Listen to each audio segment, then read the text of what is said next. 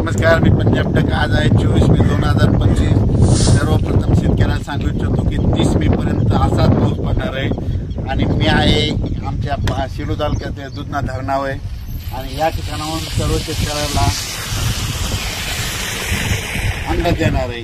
तर हे आहे दुधना धरण, आमच्या शिरूर तालुक्यातलं दुधना धरण आहे आणि या ठिकाणून माझ्या महाराष्ट्रातल्या शेतकऱ्याला अंदाज देणार आहे की राज्यामध्ये 30 तारखेपर्यंत असाच भाग बदलत पाऊस पडणार आहे म्हणून हा अंदाज लक्षात येतात.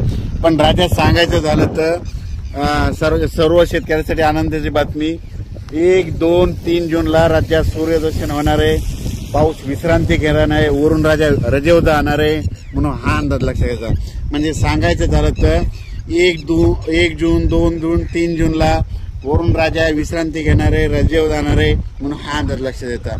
माझी सर्व शेतकऱ्याला विनंती आहे, 1, 2, 3 जूनच्या नंतर ऊन पाडल्याच्या नंतर तुम्ही काय करा, तुम्ही संपूर्ण शेताची कामे आटपून घ्या, कारण की त्यावेळेस उघाड पडणार आहे.